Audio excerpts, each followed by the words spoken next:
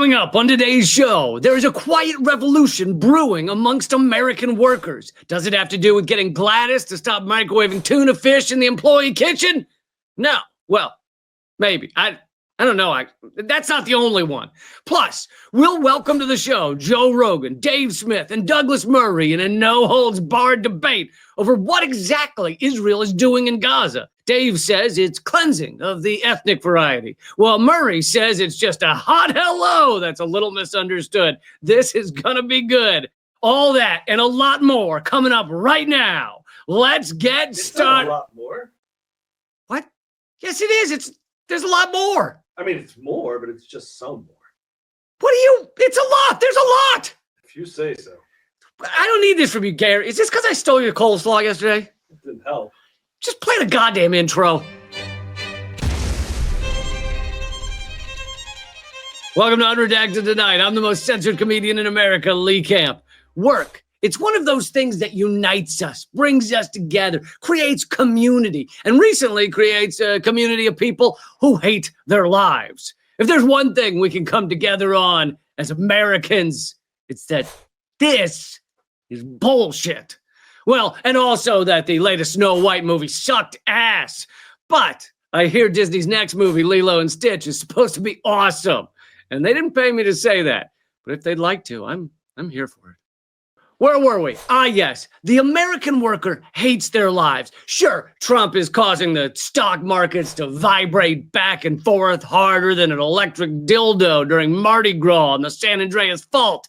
But that's not the only reason Americans are feeling insecure in their jobs right now. According to Gallup, a polling company by and for horses, we are now in what they've termed the Great Detachment, where Americans go to work every day but care about their jobs less than Bill Murray cares about Revitalift facial cream. And Revitalift did not pay me to say that. But if you'd like to, I'm here for it, Revitalift. Just 18% of Americans are extremely satisfied with their jobs today. 1 out of every 5 people you see is actually happy in their jobs. And if you see that 1 out of 5 out on the street, spray lemon juice in their eyes. All right, it doesn't count as assault, but it'll get the job done. What right do you have to be happy? Okay? Get miserable like the rest of us, assholes, or leave. Go to Bhutan or Switzerland where you can whistle and do cartwheels all day. This is America. Hate it or leave it.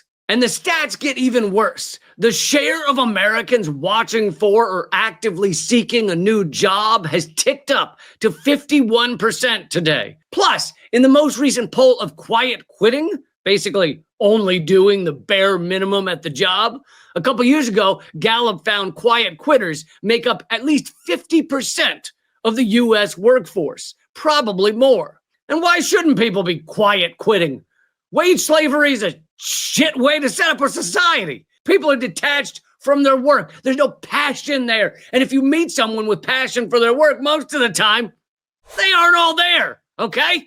Oh, I just love making sure everyone filled out the forms correctly that they send to the city comptroller. That's my job. I love it. I do it all day. Really? Really? You love it? How much blow does one have to do for the comptroller forms job to be fun? Okay? I'd have to have blow, a beer helmet filled with alcoholic Slurpees, and one of those cool stress balls where you squeeze it and the eyes pop out of the head. I'd have to have all that to make that job fun for more than 9 seconds. Why are so many people in passionless swamps of careers? Because capitalism exploits us all without any concern for our lives or well-being. It is a system designed to raise those who are the most greedy, the most heartless, the least empathetic, and the most cutthroat to the top. If you show a deep concern for others, you are weeded out quicker than a black trans empath in the Trump administration. This soulless, detached wage slave system has resulted in just 45% of workers saying they know what's expected of them at work. 55% of workers don't even know what they're supposed to be doing. Sounds like Joe Biden when he was president. You remember those days? That was bananas. Trump, on the other hand, knows exactly what he's trying to do. But so did Mussolini and Alan Dulles and Toucan Sam on the Fruit Loops box. Never trusted that guy. And only 30% of Americans feel the mission of their company makes them feel like their job is important. Maybe it wouldn't be a big deal that so many of us are all at bullshit jobs if we didn't spend a third of our lives at those jobs. That's a lot of time to not know what you're doing, why you're doing it, or caring that it even gets done. Luckily, as with most problems we're facing in this world, the answers are out there. We just choose to ignore them. Sure, there's the largest answer of evolving beyond capitalism and beyond wage slavery to a much better, more fulfilling socioeconomic system. But that would take an evolved, rational group of humans. We are not that. We couldn't even solve the toilet paper problem during COVID. So no wonder we're not tackling capitalism right now. But there are loads of smaller, relatively easy solutions to making our lives a lot better. Things such as universal health care, more paid time off, more parental leave, free daycare, 4-day work weeks, universal basic income, and free cups of lean and Xanax in the break room. All of these things have been tested. They all work, and they all improve our lives. The 4-day work week and universal basic income have been tested more than Lance Armstrong. That's a bad example. Anyway, the tests have found that workers and management are happier and healthier, and that the businesses don't even lose productivity. They pump out all the same shit. For example, a trial run in the UK in 2022 found that 61 companies moved their employees to a 4-day work week with no reduction in pay. They began it as a 6-month experiment, but a year later, 54 of the companies still have the policy. Just over half have declared it permanent. Literally everything is exactly the same, except you're working 4 instead of 5 days a week. So why the hell is that not everywhere, permanent everywhere? It's only because it slightly decreases the amount of control the corporate anal polyps have over your average worker. As long as the biggest lunatics around have the most control and the most decision-making ability, then the rest of us will continue to be detached, disenchanted, and depressed. Also, Gladys, enough with microwave the goddamn tuna! It's bad enough we have to be at this crappy office job, and now our nostrils have to burn like we're living on a beach fishing vessel? Jesus! Sorry, I'm still upset about something that happened to me in 2004. And now, please welcome to the show Douglas Murray, Dave Smith, and Joe Rogan. Listen, we need some clarity on the whole Israel-Gaza situation. Some call it genocide, but I call those people rude. Luckily, Joe Rogan had on neoconservative author, journalist, and refined British gentleman fan of genocide, Douglas Murray, to debate comedian, commentator, and hoodie wearer Dave Smith. And Douglas Murray, who thinks the genocide in Gaza is the best thing since the cronut, starts out by dropping some truth bombs. I feel you've opened the door to quite a lot of people who've now got a big platform who have been throwing out counter-historical stuff of a very dangerous kind. Yes, thank you. We should not even be having this debate because other things on the Joe Rogan show in the past have been inaccurate. Thank you, Douglas. Finally, someone on Rogan is willing to tell the truth, the whole truth, and nothing but the truth. You keep referring to we being in wars. There's a very big difference between a country having a military that's engaged and a country being at war. This country has not been at war for 25 years. Yeah, the U.S. hasn't been at war for 25 years. Iraq doesn't count. Afghanistan doesn't count. Syria doesn't count. Libya doesn't count. Yemen doesn't count. Ukraine doesn't count. Basically, it only counts if the other country has their little guys marching through downtown Cincinnati. And by that definition, Vietnam didn't count. Korea didn't count. If we just bomb the shit out of someone from afar, it's not a war. It's just, we'll call it a hot hello. The U.S. is constantly involved in hot hellos around the world. This country has not been at war for 25 years. President George W. Bush's military dropped 70,000 bombs on 5 countries, but it didn't count. Obama dropped 100,000 bombs in 7 countries, but it didn't count. In Trump's first year in office, he averaged 121 bombs dropped per day for an annual total of 44,096, but it didn't count. You've opened the door to quite a lot of people who've now got a big platform who have been throwing out counter-historical stuff of a very dangerous kind. Not the best start for you, Dougie, but he's just getting warmed up. Historically, America has liked to be on the side of people who desire freedom over autocracy. Counter-historical stuff of a very dangerous kind. I'm sorry, we don't have the time on this show to list every dictator and brutal autocrat the U.S. has funded, armed, supported, championed, held birthday parties for, picked up their kids at school when they were in a pinch. But one that might come up a little later is the apartheid genocidal theocracy of Israel. Is that how you pronounce it? Israel? I haven't heard much about it. Anyway, continue breathing fire, Dougie. It's pretty hard to listen to somebody who says, I don't know what I'm talking about, but now I'm going to talk. Yes! Instead, when you don't know what you're talking about, you should claim you do, like Mr. Murray here. Dougie's getting back in the game. Anyway, let's move on to Gaza. Thank goodness Murray is here to be the only person not throwing out counter-historical bullshit.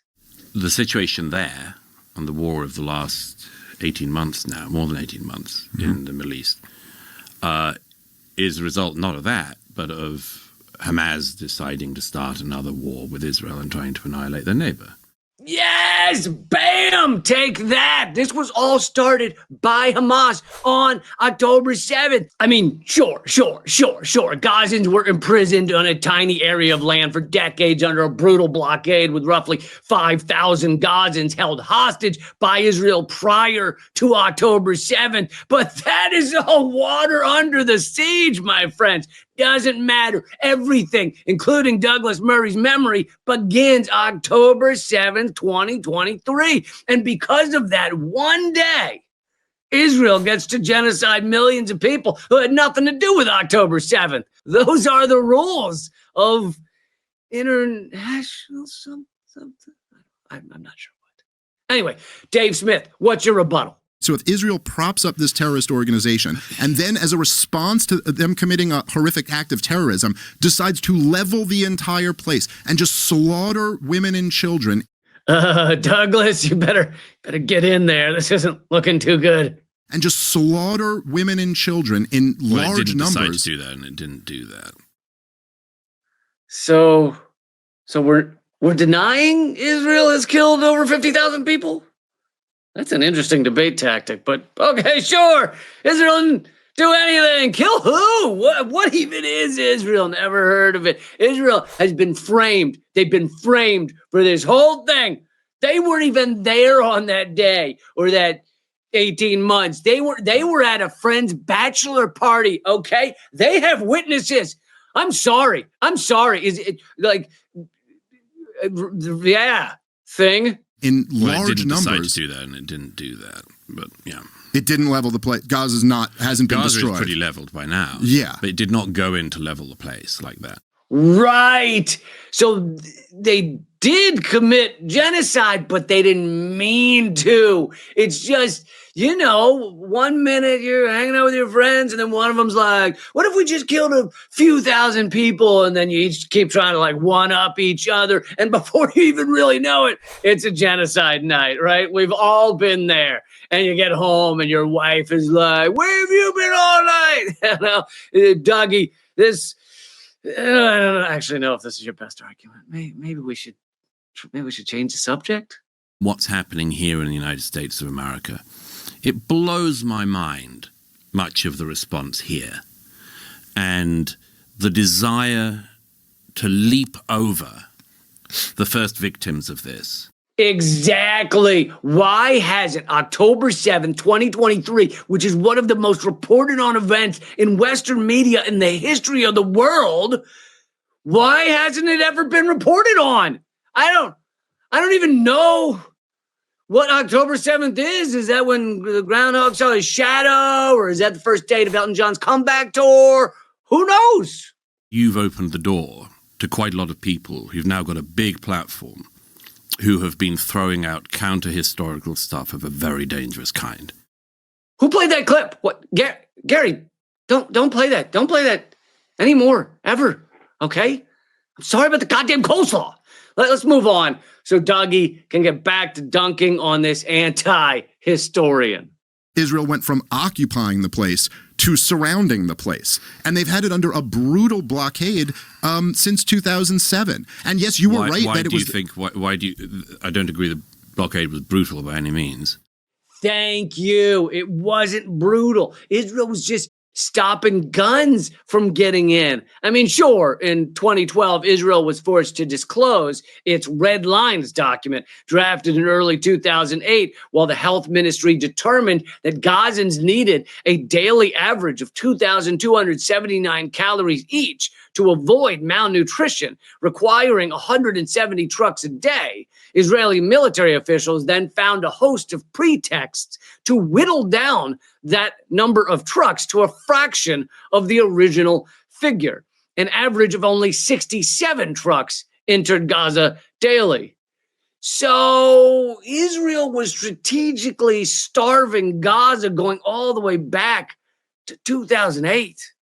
No, there was not starvation in Gaza after 2005. No, there was no deficit of goods coming in. I've been plenty of times. There was no deficit? No.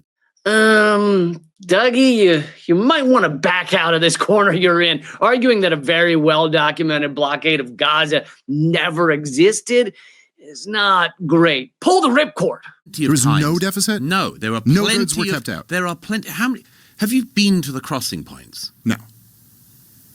When were you last there at all? I've never been. You've never been? Perfect escape. The old, you can't talk about this because you haven't been there gambit. Love it, love it. Stop talking about the losing debate you were having and shift to the fact the other person hasn't been somewhere or hasn't read a specific book or whatever. Hell, one time I shifted an argument to how the guy I was debating couldn't possibly know the truth about the JFK assassination because he had on a toupee. It's a beautiful tactic. I mean, now I slightly get an idea of where you're coming from. You've read about this blockade, and so you imagine that that's what it is. Ah, yes. A blockade is not a blockade unless you've been to the blockade. It's like Schrodinger's cat. The blockade is both there and not there until such time as you observe it, and then it condenses down to a single reality. Everyone knows that. Similarly, a genocide is not a genocide until you've been to the genocide. The U.S. never dropped the atomic bombs on Japan because who really saw it happen? Genocide of the Native Americans from the 16 to 1800s never took place. Were you there? Anyone you know being there? Give me a call when you've been. Let's move on. Dougie, got any other ways we could maybe blame the genocide of Gazans on Gazans? Because that would be really useful in this debate. You believe in self-determination, I'm sure. Yes. I believe in individual rights. Yeah, sure. Okay, individual rights. And that includes the right to make bad decisions. Sure. Yes. The Palestinians in Gaza, when they voted in Hamas, made a very bad decision. Yeah. Yowza! Hamas was elected in 2006, and therefore Israel gets to ethnically cleanse all of them forevers. Douglas Murray for the win. Yes, it was almost 20 years ago, and sure, over 50% of Gazans are under 18, meaning over 50% of Gazans weren't even born when the vote happened, but not being born is no excuse, okay? If the people of Gaza wanted a peaceful world and truly wanted to avoid war, they would have found a way to vote before they were born. Okay? That's the power of democracy. And as we all know, voting for something as a country means that every man, woman, and child can be executed for a bad vote. I personally didn't vote for Donald Trump or Biden or Obama or George W. Bush, but simply because some people did, it means all Americans can now be ethnically cleansed because those presidents sucked. Pretty sure that's how international law works. You keep playing this game where it's like the whole opening to this podcast was like the non-experts talking about this is such a problem. Now you're saying because I haven't been there, I can't talk about it. Is there a blockade there that's causing economic devastation or not? According to the World Bank, there is. Oh, shit. Now Douglas is going to have to answer. The World Bank says there's a blockade, as do countless humanitarian organizations. It's not really a secret that there's a brutal blockade. Douglas, is there a blockade or not? According to the World Bank, there is. First of all, I don't think it's a game. I don't think it's a game at all.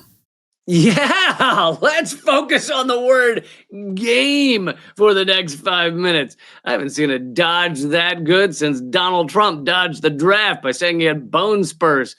Douglas Murray is a master debater, and he got this good by master debating a lot alone in his basement to a poster of Margaret Thatcher stepping on a disabled person's neck.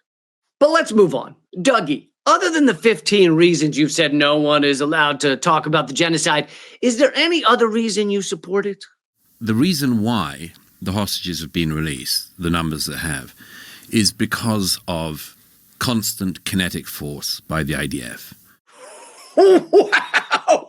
Constant kinetic force by the IDF is the best euphemism for genocide I have ever heard. That was awesome. You phrase it like that, and I don't know why anyone has a problem with genocide. It's just constant kinetic force. Remember when Jeffrey Dahmer used all that constant kinetic force on all those innocent people?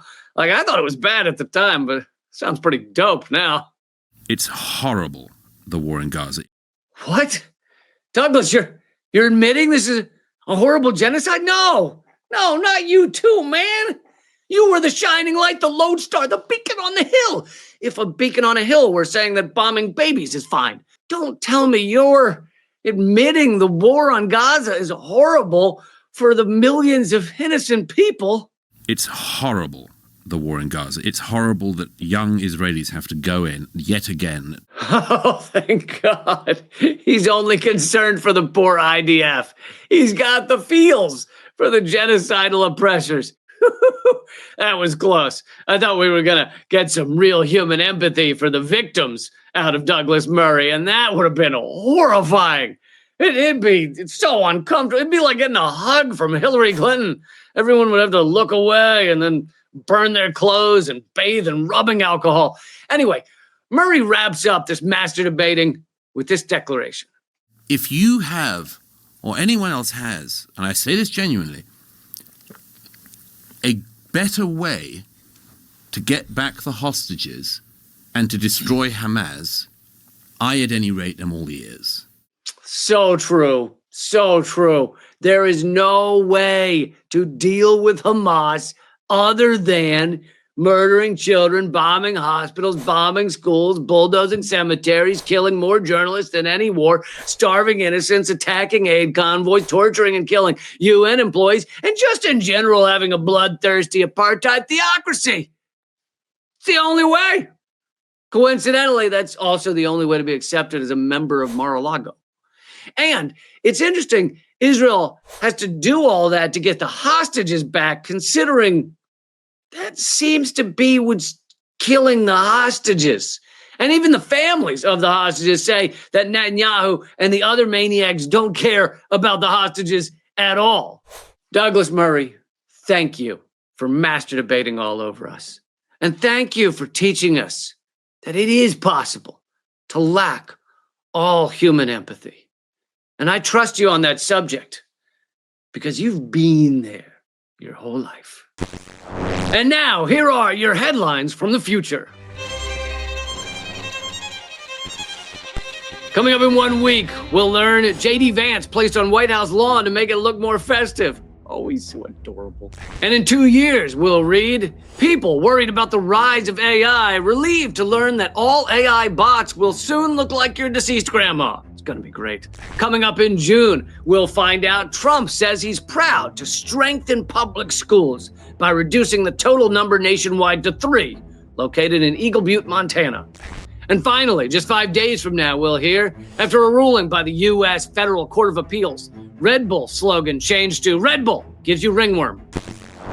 That's the show. I'll see you in 1 week. But remember, this YouTube channel could be banned at any time, so please make sure you join my free email list by texting the word unredacted to 33777 inside the U.S. Outside the U.S., you can also sign up at leecamp.com. Until next time, remember, the revolution will have laughter. Keep fighting.